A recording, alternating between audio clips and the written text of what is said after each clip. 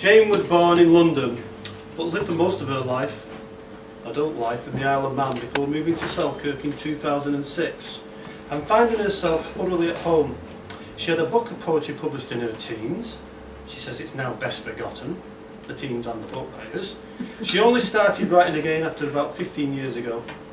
The intervening years being taken up with children and other animals. She has 2 more books of poetry to her name, but has recently found that her poems are resisting the constraints of line and form and trying to escape into prose. She says shorter is still better though, and she envies people who write proper books. She's a lot better than she lets on about. She's a fantastic writer. Please give it up for Jane Pearn.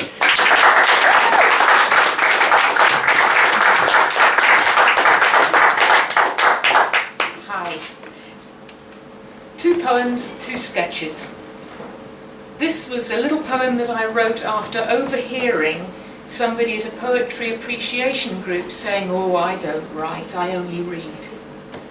And I hope this speaks for all of us. It's called Without You. Never say, I am only a reader. Without your eyes, they have written on water, a silky shift of texture, slow diminishing to stillness. Without your ears, his mouth is dumb, the space between you undisturbed by voice, lifeless as ice. Without the mazing circuits of your mind receiving hers, she has scribbled on blank air, created her mirror in a lightless room. Without you, the circle is semi. Without you, I have written nothing, said nothing.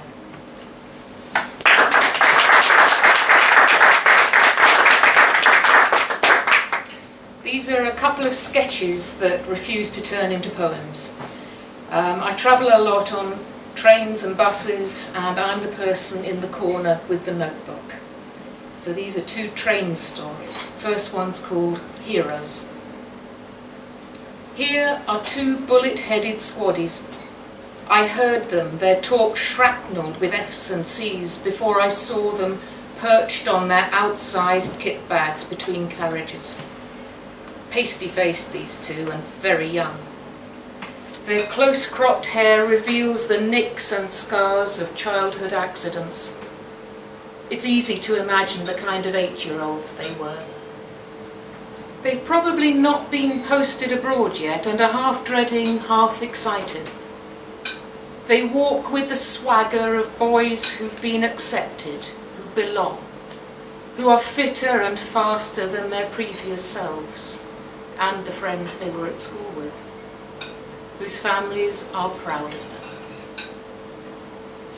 I wonder if they ever wonder what a strange career they've chosen, where the way to be a hero is to come back dead or limbless.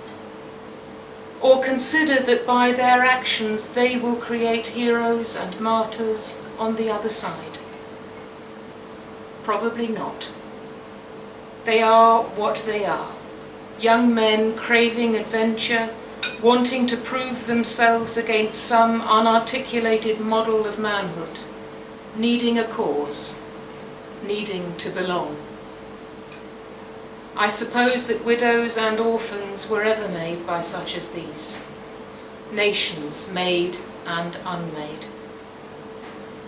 I am old to them. They shift their boots to let me pass, but do not look at me. I am not of their tribe, as nameless, faceless as the enemy, as invisible.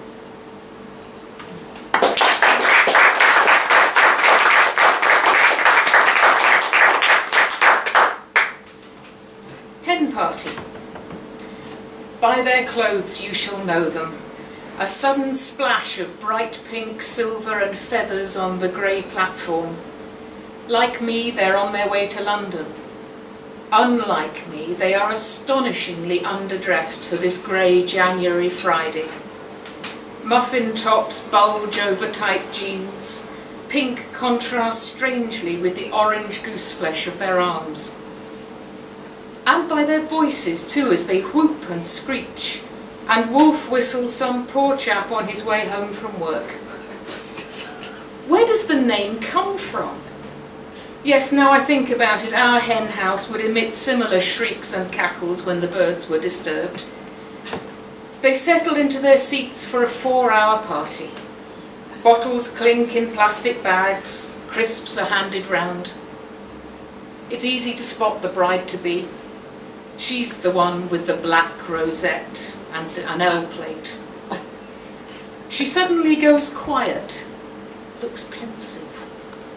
Is she having second thoughts? No. Her eyes roll up and she is neatly, quietly sick into a Tesco carrier. She looks up and smiles brightly. Cheers, she says, and reaches for a bottle.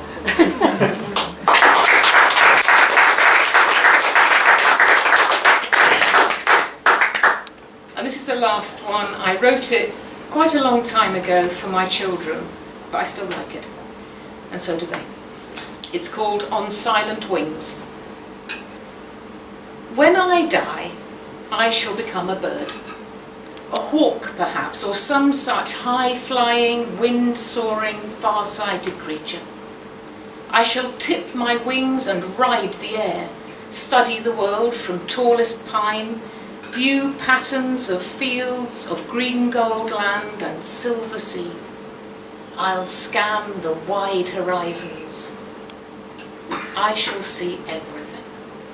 But all that may be seen of me is a glimpse of lifted wing, brief silhouette against an evening sky. I will be watching your life too, wherever you are, no matter how far you go. I will keep my distance. You'll be unaware, except perhaps at times of utter joy or deep distress. A fleeting shadow sensed across the city lights. A faint heard wing beat in the storm. That will be me, watching over you and those you love as I love you. Do you believe me? Will you need a sign? Look for the feather dancing on a breeze, or floating in a seeming empty sky. Find a drifted feather at your feet, and you will know I have not gone away. I am still here, on silent wings above you as you sleep.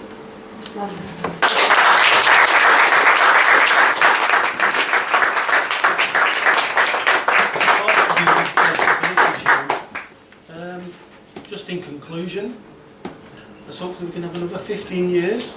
And we're funded by SBC, Arts Development, Arts Service, and I think we're the only literary magazine that's actually publicly funded by such a council. So we can't exist without people like you sending your work in.